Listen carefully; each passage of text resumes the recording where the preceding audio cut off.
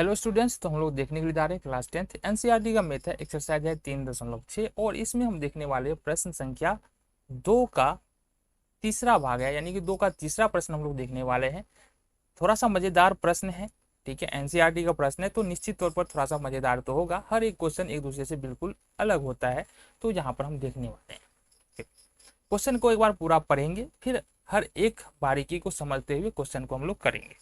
Question के लिए रूही अपने घर से 300 किलोमीटर की यात्रा आंशिक रूप से ट्रेन द्वारा और आंशिक रूप से बस द्वारा करती है।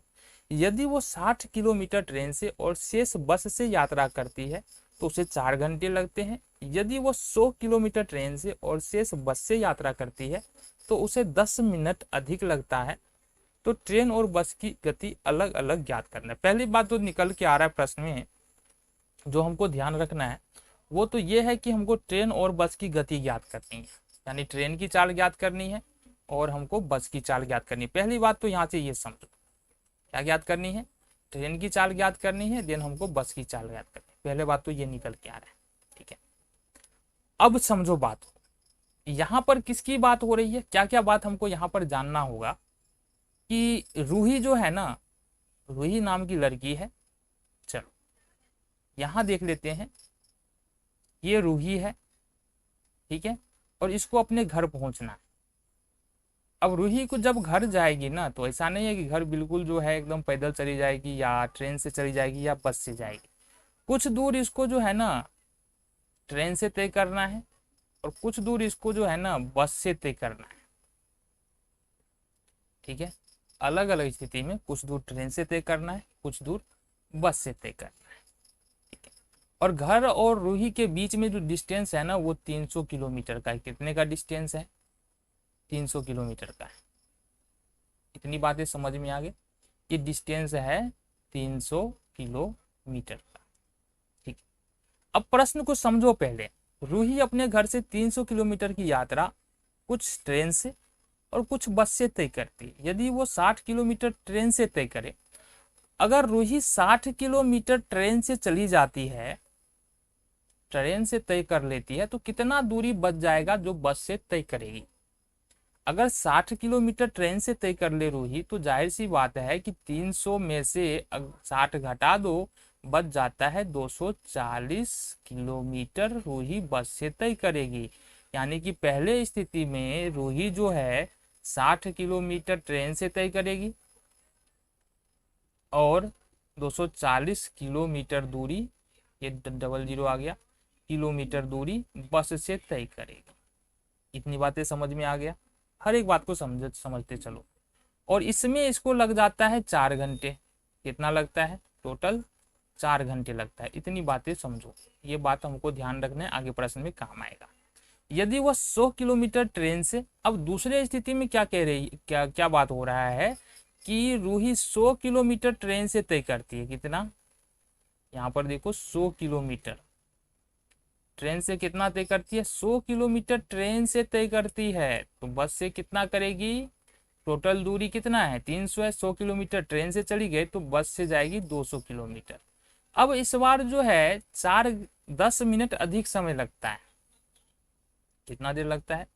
10 मिनट अधिक समय लगता है। मतलब अभी जो लग रहा है वो 4 + 10 को घंटा में बदल दो तो ये होगा 10 को 60 से हम भाग देते थे, घंटा में बदल जाएगा।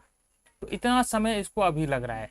यानी कि 100 किलोमीटर ट्रेन से और 200 किलोमीटर किसी बस से तय करने पर 10 मिनट अधिक लगता है। तो मतलब 4 + 10/60 इतना समय उसको लग रहा है। इतनी बातें समझ में आ गई। अगर इतनी बातें तुमको समझ में आ गई हो तो अब समझो, प्रश्न पर आ जाओ। अब तो हमको ज्ञात क्या करना है? ट्रेन और बस की दूरी ज्ञात करना है। तो हल लिख लेते हैं। हमको क्या करना है? माना कि बस की चाल, या पहले ट्रेन है तो ट्रेन का लिख दो, ट्रेन की चाल, ट्रेन की चाल बराबर x किलोमीटर प्रति घंटा। ट्रेन की चाल कितनी? x किलोमीटर प्रति घंटा। और बस की चाल ये कितना हो जाएगा? ये हो जाएगा हमारा, पता है, 5 किलोमीटर प्रति घंटा। ये कुछ भी ले सकते हैं, x y z कुछ भी हम कर सकते हैं, ठीक है। अब समझो बात। यहां पर चाल बराबर क्या होता है, चाल बराबर होता है दूरी बट्टे समय। क्या होता है, दूरी बट्टे समय।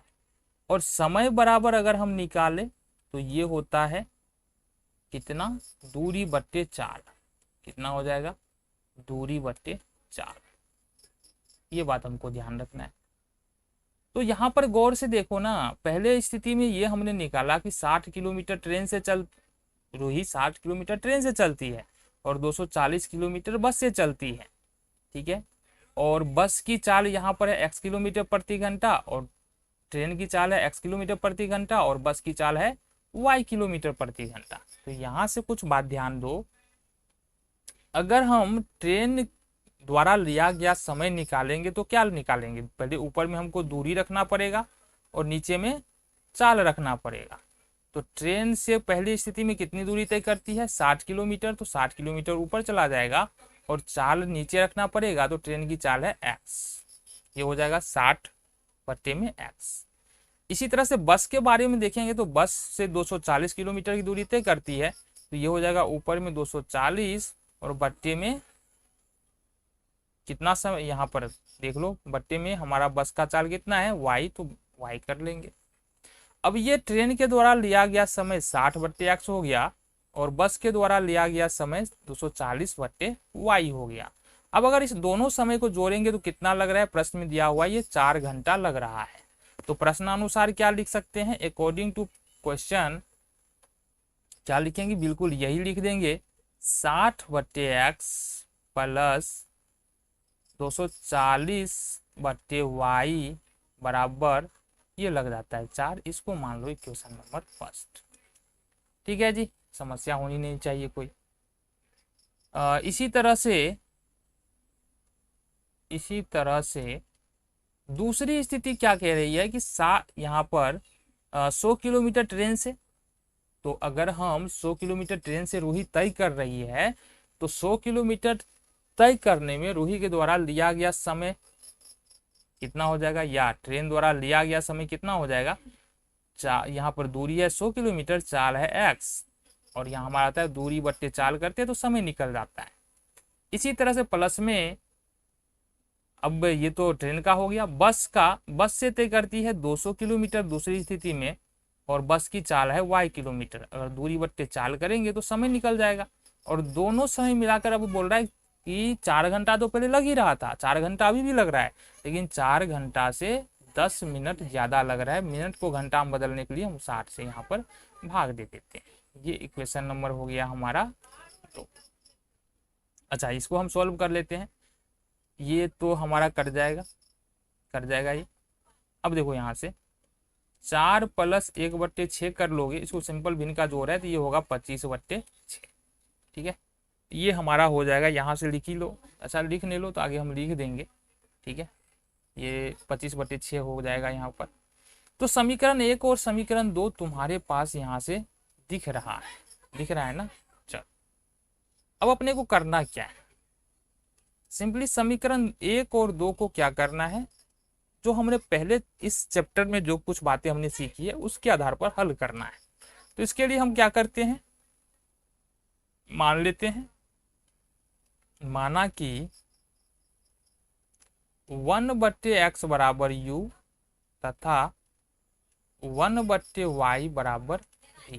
ये माना हमने, क्यों माना, देखो यहाँ से समीकरण 1 से फिर क्या लिख सकते हैं, समीकरण 1 क्या हमारे पास, 60 बट्टे में x प्लस 240 बट्टे में y बराबर में 4। यह है समीकरण। इसको कैसे लिख सकते हो, इसको लिख सकते हो तुम 60 इंटू 1 बट्टे एक्स प्लस ये हो जाएगा 240 इंटू 1 बट्टे वाई और बराबर में 4। कोई दिक्कत यहाँ से नहीं होनी चाहिए। 60 को 1 से गुना कर देंगे तो 60 फिर x के ऊपर चला जाएगा, 240 को 1 से गुना कर देंगे 240 फिर y के ऊपर चला जाएगा, तो दिक्कत नहीं है। इससे फायदा क्या हुआ, इससे फायदा ये हुआ तुमको कि 1 बट्टे एक्स का मान हमने माना है u, तो यहाँ पर 60 का 60 हो जाएगा, ये u हो जाएगा प्लस में 240 का 240 होगा, 1 बट्टे वाई के बदले माना है हमने v, तो ये हो जाएगा v बराबर में यहाँ से लिख सकते हैं 4। ठीक है, अब एक बात और बता दो, यहाँ से तुम्हारे पास कॉमन आ जाएगा, देखो यहाँ से 4 कॉमन आ सकता है, यहाँ से 4 कॉमन ले लेंगे तो ये हो जाएगा 15 चौके 60, ये होगा 15u प्लस 4 छाके 24, 60 भी बराबर 4। ठीक है, यहाँ से हो जाएगा 15u प्लस 60 भी बराबर 4/4। 4 से 4 कैंसिल हो जाएगा, ये 4 गुना में इधर आके भाग में हो जाएगा। तो हमारे पास जो ये इक्वेशन निकल के आ रहा है 15u प्लस 60 भी बराबर 1, ये इक्वेशन निकल के आया, इसको मान लेंगे इक्वेशन नंबर 3। ठीक है जी, आगे देख लेते हैं हम समीकरण 2 से।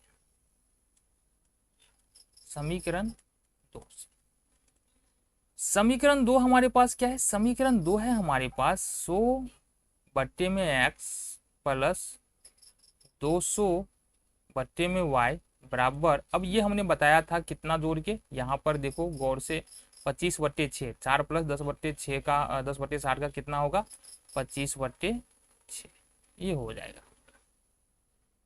यहाँ पर गौर से देखना एक बात, इसको कैसे लिख सकते हैं, इसको लिख सकते हैं 100 इंटू 1/x लिख सकते हो, प्लस 200 इंटू 1/y इसको लिख सकते हो, बराबर हो जाएगा 25/6। इसको इस प्रकार से लिख सकते हैं ना। चलो अब हमने 100 का 100 लिखना है, 1/x को देखो हमने माना है u, तो ये हो जाएगा u प्लस 200 को 200 लिखना है और 1/y को हम माना है v, तो v कर लेंगे, ये हो जाएगा हमारे पास 25/6, ये हो जाएगा। समस्या कोई होनी नहीं चाहिए, बिल्कुल नहीं होगी। यहाँ से क्या होगा तुम्हारा, अब इसमें से तुम 25 कॉमन ले सकते हो, 25 कॉमन ले सकते हो, देखो 25 कॉमन लोगे यहाँ से, तो ये हो जाएगा 25 चौके 100, 4u प्लस 25/8 208 भी बराबर में 25/6।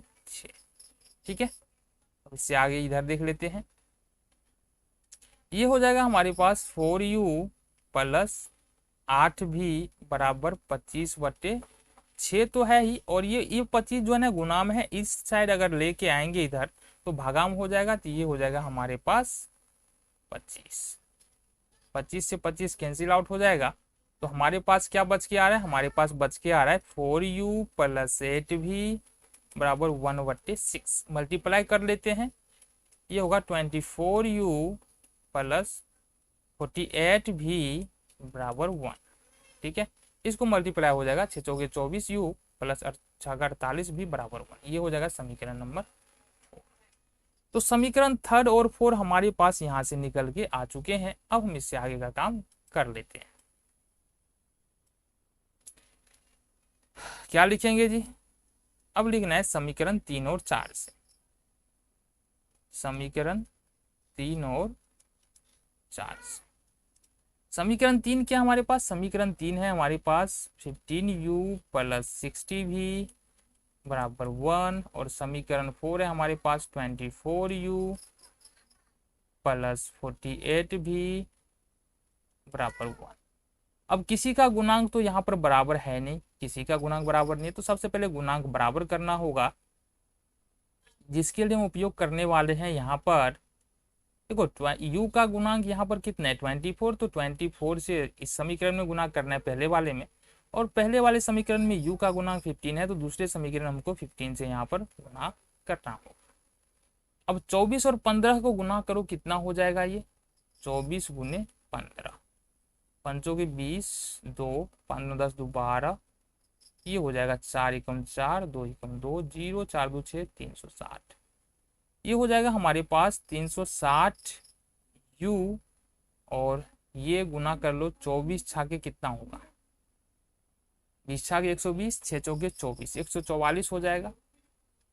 24 और 60 के गुना करोगे 0 0 6 चौके 24 4 2 12 2 14 का 4 हासिल है, तो 1440 हो जाएगा ये, प्लस 1440 बराबर ये हो जाएगा हमारे पास 24, ये निकल के आ जाएगा।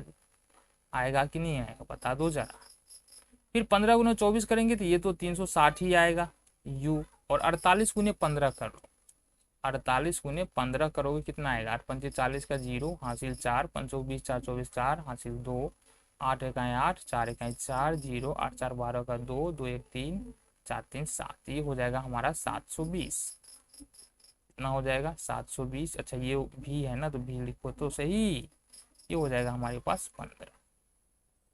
अब करना क्या है, अब करना क्या है, कुछ नहीं करना है। देखो 360u 360u बराबर मिल रहा है, इसको करना है एलिमिनेट। तो इसके लिए हमको घटाना पड़ेगा क्योंकि दोनों का चिन्ह समान है, और घटाने के लिए नीचे का चिन्ह हमको बदलना होता है, तो नीचे का चिन्ह बदल लेते हैं। ये कट जाएगा। 1440 में से अगर 720 घटा दे तो हमको कितना आ जाएगा, ये आ जाएगा 720 भी बराबर में 14 में से 5 घटाएंगे तो 9 हो जाएगा, और 9 ही होगा बस। यानी कि 720 भी बराबर हो जाएगा 9, और यहाँ से अगर भी बराबर लिखे तो 9/720 यहाँ से निकल के आएगा, और इसको काट दो तो 9 8 72। यानी कि हमारे पास ये क्या निकल के आ रहा है जी, हमारे पास ये निकल के आ रहा है भी बराबर, यानी कि कोना कोनी गुना हो जाएगा ना, भी बराबर निकल के आ रहा है 1/80। भी का मान निकल के आ रहा है 1/80। ठीक है, आगे देखें। अब भी का मान क्या करना है, भी का मान इक्वेशन, दोनों इक्वेशन में से किसी में भी रख सकते हैं। कौन वाला, या तो इस वाले में या इस वाले में, यानी कि थर्ड या फोर्थ इक्वेशन जो निकला है उसमें से किसी में रख सकते हैं। तो हम क्या करते हैं, भी का मान समीकरण किस में रख देना है, थर्ड में रख देते हैं। तो थर्ड हमारा है 15u प्लस 60 भी बराबर में 1। ये हमारा भी है। ठीक है, अब समझो भी की जगह पर भी का मान रखना है ना, तो 15u का तो 15u हो जाएगा, प्लस 60 का 60 हो जाएगा। भी है हमारा 1/80, ये हो जाएगा। ठीक है, यहाँ से क्या होगा, ये से ये हमारा खत्म हो जाएगा, 4 दूनी 8, और ये हो गया 3 दूनी 6, बराबर में 1 है तो 1 रखो। यहाँ से हो जाएगा 15u प्लस 3/4 बराबर 1। ये हो जाएगा। 3/4 को हम दूसरी तरफ ले जाना है हमको, तो ये प्लस में दूसरी तरफ जाके माइनस में हो जाएगा, यानी 15u बराबर हो जाएगा तुम्हारा कितना, 1 - 3/4। ये हो जाएगा तुम्हारे पास 15u बराबर 1 4 का एलसीएम 4 हो जाएगा। ये नीचे में 1 होगा, 1 को 4 से भाग देंगे 4 होगा, 4 को 4 से गुना करेंगे 4 हो जाएगा। इसी तरह से 4 से 4 में भाग देंगे 1 होगा, 1 को 3 से गुना करेंगे 3 होगा। यानी कि तुम्हारे पास 15u बराबर निकल के आ रहा है, 4 में 3 घटा देंगे 1 हो जाएगा, ये हो जाएगा हमारे पास 4। देखो 15 और u दोनों के बीच में गुना का चिन्ह है, मतलब अगर u बराबर लिखेंगे तो ये निकल के आएगा 14 इंटू इधर आगे ये भाग में हो जाएगा 15 हो जाएगा। यानी u का मान जो तुम्हारा निकल रहा है वो निकल रहा है 1/60। u भी का मान निकल गया। चलो इतने हाथ तक तुमको समझ में आ गया। अब क्या करना है, देखो यहाँ हमने माना था, क्या माना था तुमने बताओ, हमने माना था कि 1/x बराबर u, ये तुमने माना था ना। और यहाँ से u 1/x तो होगा, और u का मान तुमने निकाला है 1/60। रख दो यहाँ से कोना कोनी गुना करोगे तो x बराबर क्या निकल के आ रहा है 60। यानी कि सबसे पहले ट्रेन की चाल हो जाएगा 60 किलोमीटर प्रति घंटा। इसी तरह से देखेंगे हमने और क्या माना था कि 1/y बराबर भी माना था, और भी का मान हमने कितना निकाला है 1/80। और कोना कोनी गुना करोगे तो y बराबर निकलेगा 80, यानी कि जो बस की चाल निकल के आ रही है वो 80 किलोमीटर प्रति घंटा। तो इस तरह से इस प्रश्न को यहाँ पर हमने सॉल्व कर लिया। ठीक है, मिलेंगे अगले वीडियो में।